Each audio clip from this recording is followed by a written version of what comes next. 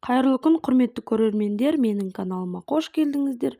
Бүгін осындай баклажаннан әдемі салат жасайтын боламыз. Міндетті түрде менімен бірге болыңыздар, бірге жасап көрейік. Видеоның соңына дейін көріңіздер, маңызды сәттерін жіберіп алмаңыздар.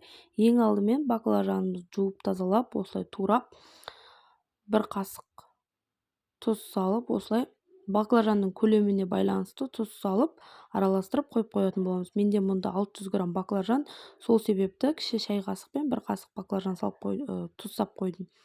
Ал енді осылай керекті көкөністерімізді жақсылап жуып тазалап алатын боламыз. Нақты мөлшерін описание бөліміне жазып қоятын болам. Мұнда менде 1 килограммдай болгар бұрышы, 1 килограмм пияз және де 3 килограммдай помидор. Ал енді керекті көкөністерімізді осылай төртбұрышты етіп турап алатын боламыз. Байқасаңыздар, бұл салат лечо салатына ұқсайды, тек айырмашылығы мұнда баклажан салынады. Және де бұл салатты көп жасаудың керегі жоқ, кішкене мөлшерде ғана жасаңыздар. Баклажанды керекті көкөністердің барлығын жақсылап 20 минуттан жақсылап қуыру керек. Баклажанды 1 сағат қуырасыздар жақсылап отта.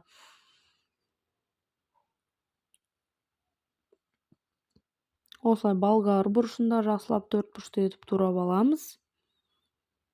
Ал енді қызып тұрған қазанымызға осылай 500 мг май құйдым мен. Осылай майымызды құйып, пиязды салып, араластырып отырып, жақсылап қызарғанша 10-15 минут қуырып алатын боламыз. Ал міне менің пиязым қызарып бастады. Енді төртбұрышты турап алған помидорды салып, сағатқа қарап, тура 20 минут осылай арасында араластырып қойып, 20 минут қуыратын боласыздар пиязбен. Осылай қызанақты. Осы уақытта мен кішкене ащы салдым.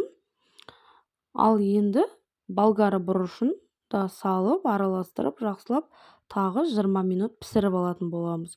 Осы кезде кішкене 1-2 тал ащы салып жіберсеңіздер болады. 20 минут болгар бұрышымыз қуырылды, қайнады. Ал енді 3 қасық қантымызды, 3 қасық тұзымызды салып, сіздер көлеміне байланысты қант пен тұзды ақырындап салыңыздар, ащы болып кетпесін. Баклажанымызды салып, енді баклажанды 1 сағат осылай помидордың соғында қайнатып алатын боламыз. Баклажанның түбіндегі бұл суын құймаңыздар, оны төгіп тастаңыздар, тамаққа да қосуға болмайды. Осылай жақсылап араластырып қойып, қақпағын жауып, сәл беті ғана қайнап тұрсын, қатты отта қайнатпаңыздар, сәл төменде отта қайнатыңыздар. 40 минуттай уақыт өтті. Енді осы кезде сарымсағымды, қара бұрышымды, лавролисті салып алатын боламыз. Тағы да 20 минут қуырылады. Толық баклажанның пісуі 1 сағат. Баклажан жақсылап қуырылу керек. Сол кезде атылмайды. Баклажан жақсы болып піседі. Менің каналымда плейлист бөлімі бар. Сол жерден қысқа дайындық салаттар бар, неше түрлі көрсеңіздер болады.